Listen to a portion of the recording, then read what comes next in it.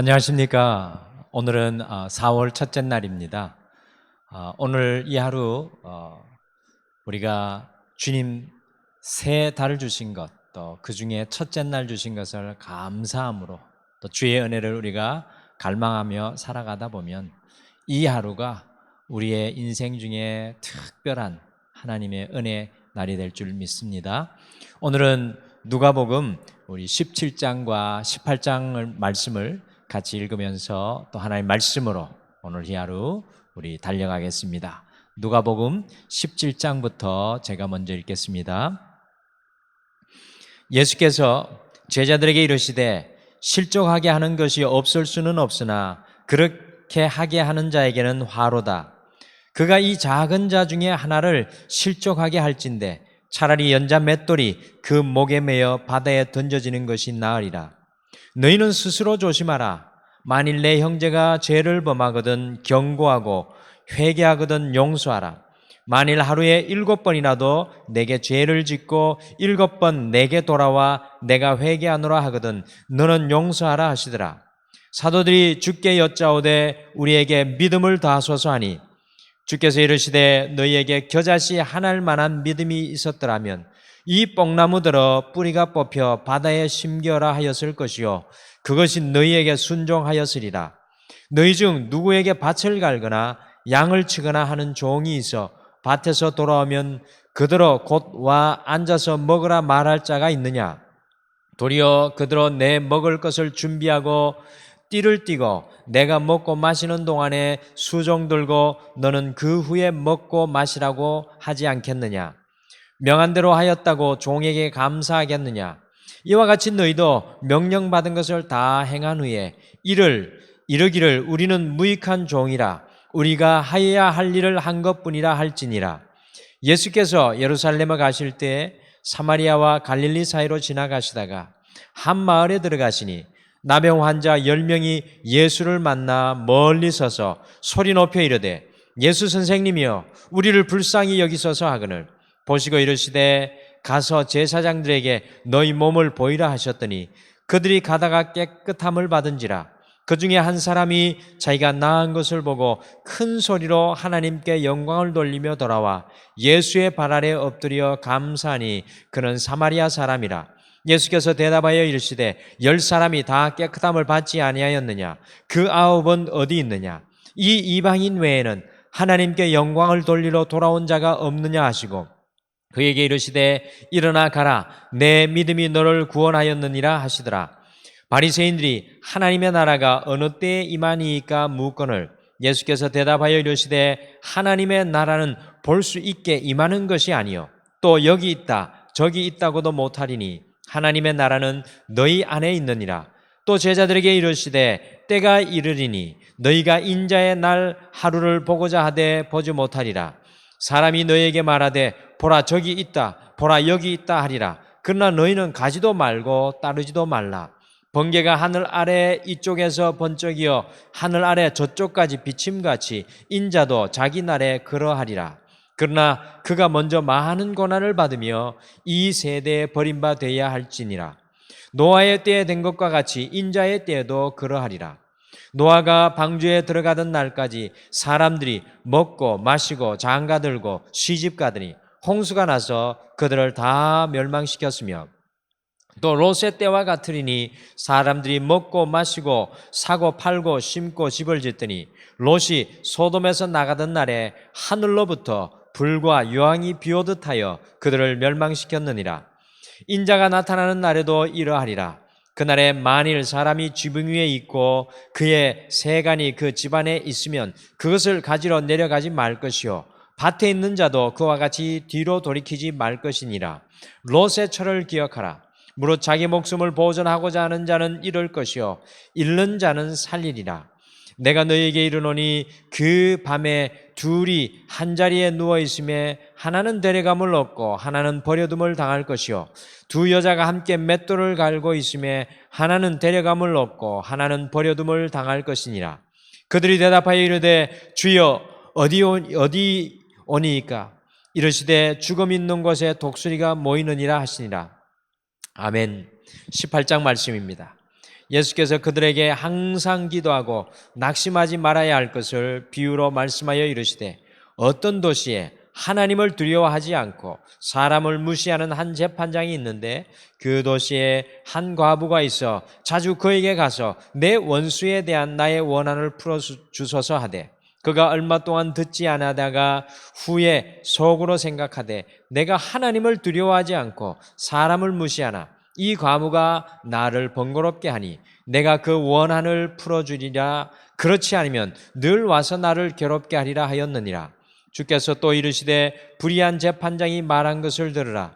하물며 하나님께서 그 밤낮 부르짖는 택하신 자들의 원한을 풀어주지 아니하시겠느냐? 그들에게 오래 참으시겠느냐? 내가 너에게 이르노니 속히 그 원한을 풀어주리라. 그러나 인자가 올 때에 세상에서 믿음을 보겠느냐 하시니라. 또 자기를 의롭다고 믿고 다른 사람을 멸시하는 자들에게 이 비유로 말씀하시되, 두 사람이 기도하러 성전에 올라가니 하나는 바리새인이요 하나는 세리라. 바리새인은 서서 따로 기도하여 이르되, 하나님이여, 나는 다른 사람들 곧 토색 불의 간음을 하는 자들과 같지 아니하고 이 세리와도 같지 아니함을 감사하나이다. 나는 일에 2번씩 금식하고 또 소득의 11조를 드리나이다 하고, 세리는 멀리 서서 감히 눈을 들어 하늘을 쳐다보지도 못하고 다만 가슴을 치며 이르되, 하나님이여 불쌍히 여기소서, 나는 죄인이로소이다 하였느니라.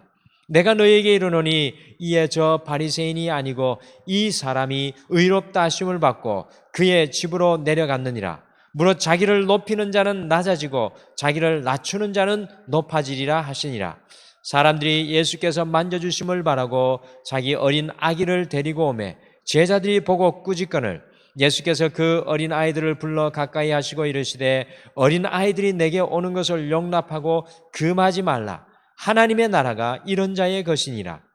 내가 진실로 너희에게 이르노니 누구든지 하나님의 나라를 어린아이와 같이 받아들이지 않는 자는 결단코 거기 들어가지 못하리라 하시니라. 어떤 관리가 물어 이르되, 선한 선생님이여, 내가 무엇을 하여야 영생을 얻으리이까? 예수께서 이르시되, 내가 어찌하여 나를 선하다 일컫느냐? 하나님 한 분 외에는 선한 이가 없느니라. 내가 계명을 안 하니 간음하지 말라, 살인하지 말라, 도둑질하지 말라, 거짓 증언하지 말라, 내 부모를 공경하라 하였느니라. 여짜오되, 이것은 내가 어려서부터 다 지켰나이다. 예수께서 이 말을 들으시고 이르시되, 내게 아직도 한 가지 부족한 것이 있으니 내게 있는 것을 다 팔아 가난한 자들에게 나누어 주라. 그리하면 하늘에서 내게 보화가 있으리라. 그리고 와서 나를 따르라 하시니, 그 사람이 큰 부자이므로 이 말씀을 듣고 심히 근심하더라. 예수께서 그를 보시고 이르시되, 재물이 있는 자는 하나님의 나라에 들어가기가 얼마나 어려운지, 낙타가 바늘귀로 들어가는 것이 부자가 하나님의 나라에 들어가는 것보다 쉬우니라 하시니, 듣는 자들이 이르되, 그런즉 누가 구원을 얻을 수 있나이까? 이르시되, 무릇 사람이 할 수 없는 것을 하나님은 하실 수 있느니라. 베드로가 여짜오되, 보옵소서, 우리가 우리의 것을 다 버리고 주를 따랐나이다. 이르시되, 내가 진실로 너희에게 이르노니 하나님의 나라를 위하여 집이나 아내나 형제나 부모나 자녀를 버린 자는 현세에 여러 배를 받고 내세에 영생을 받지 못할 자가 없느니라 하시니라. 예수께서 12제자를 데리시고 이르시되, 보라, 우리가 예루살렘으로 올라가노니 선지자들을 통하여 기록된 모든 것이 인자에게 응하리라. 인자가 이방인들에게 넘겨져 희롱을 당하고 능욕을 당하고 침뱉음을 당하겠으며 그들은 채찍질하고 그를 죽일 것이나 그는 3일 만에 살아나리라 하시되, 제자들이 이것을 하나도 깨닫지 못하였으니 그 말씀이 감추어졌으므로 그들이 그 이르신 바를 알지 못하였더라. 여리고에 가까이 가셨을 때 한 맹인이 길가에 앉아 구걸하다가 무리가 지나감을 듣고 이 무슨 일이냐 물은데, 그들이 나사렛 예수께서 지나가신다 하니 맹인이 외쳐 이르되, 다윗의 자손 예수여, 나를 불쌍히 여기소서 하거늘, 앞서가는 자들이 그를 꾸짖어 잠잠하라 하되 그가 더욱 크게 소리질러 다윗의 자손이여, 나를 불쌍히 여기소서 하는지라. 예수께서 머물러 서서 명하여 데려오라 하셨더니 그가 가까이 오매 물어 이르시되, 내게 무엇을 하여 주기를 원하느냐? 이르되, 주여, 보기를 원하나이다. 예수께서 그에게 이르시되, 보라 내 믿음이 너를 구원하였느니라 하시매 곧 보게 되어 하나님께 영광을 돌리며 예수를 따르니 백성이 다 이를 보고 하나님을 찬양하니라. 아멘. 누가복음 이 17장 1절과 2절은 우리가 만나는 이 가장 작은 사람도 넘어지게 하지 말라는 우리 예수님의 가르침입니다. 우리는 늘 다른 사람으로 인하여서 우리 자신이 넘어지지 않을까 염려하고 걱정하는데 우리 예수님께서는요, 그것을 넘어 오히려 다른 사람을 넘어지지 않도록 하라고 오늘 말씀 속에서 교훈하십니다. 나를 넘어 다른 사람을 먼저 생각하는 이 그리스도인의 삶을 말씀하십니다. 3절에서 4절은 이 용서의 무한대에 대해 가르쳐 주십니다. 우리는 사랑을 하되 사랑도 늘 우리가 생각하는 한계선상, 용서도 한계선상, 우리의 한계선상이 있습니다. 그러나 주님께서 우리에게 가르쳐 주시는 사랑과 용서는요, 우리의 한계를 넘는 무한대입니다. 5절에 제자들이 우리에게 믿음을 더하소서라고 예수님께 간구하고 있습니다. 제자들의 간구 중에 제 생각에는 가장 훌륭한 대목 중에 하나가 아닌가 생각합니다. 우리 또한 이 코로나의 19시간 동안에 우리에게 믿음을 더하소서라는 이 제자들의 간구가 우리의 삶의 전방위에서 필요하겠습니다. 누가복음 17장 11절에서 19절은 이 10명의 문둥병자들이 예수님을 받았지만 오직 한 사람, 이 사마리아인이 주님께 돌아와서 그 가장 천하고 인정받지 못한 사람이 감사를 표현하고 있습니다. 오늘 본문 속에서 이 사마리아인의 감사를 기뻐하며 그를 오히려 더 큰 축복으로 축복하시는 것을 보아하니 우리 예수님은 감사하는 사람을 찾고 계시는 것을 깨닫게 됩니다. 예수님께서 이 4월을 또 그 4월의 첫날을 시작하는 우리에게도 이 삶의 감사를 기다리고 찾고 계실 것이라는 묵상을 오늘 이 말씀을 통해 다시 한 번 더 생각하게 됩니다. 20절에서 27절에는 하나님의 나라가 여기 있다 저기 있다는 사람들의 말을 따르지도 말고 믿지도 말라고 우리 주님께서 단호하게 말씀하십니다. 21절에 하나님의 나라는 우리 안에서 시작되었다라고 말씀합니다. 요즘에 우리 이 세상을 떠들고 어렵게 하는 이 신천지의 핵심 메시지가 하나님의 나라에 대한 거짓 해석으로 사람들을 미혹합니다. 누구든지 하나님의 나라가 여기 있고 주님이 곧 오리라, 언제 오리라 시간에 대해서 관심을 가지게 만듭니다. 그러나 우리의 신앙의 핵심은요, 때도 날도 아니라는 것을 예수님이 말씀합니다. 우리의 신앙의 핵심은 우리 안에서 시작된 하나님의 나라입니다. 지금 우리 안에 시작된 하나님의 변화의 역사가 우리가 신앙을 바라보고 달려가고 붙들고 살아가야 되는 신앙의 핵심입니다. 누가복음 18장 1절부터 8절에는 가난하고 힘없는 과부가 불의한 재판장이지만 끝까지 믿음으로 나아가서 간청하는 비유를 통해서 항상 기도하고 절대로 낙심하지 말 것을 주님께서 우리에게 가르쳐주고 계십니다.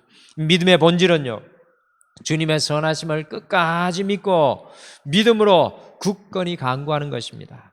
4월 한 달 우리 역시도요, 믿음으로 끝까지 간구하시며 주님의 선하심을 바라볼 수 있는 이 한 달이 되기를 소망합니다. 바리새인과 또 세리가 누가복음 18장 9절에서 14절에 하나님께 기도하는 모습이 나오는데요, 우리가 이들의 기도를 통해서 주님 앞에 어떻게 나아가야 할지 배우게 됩니다.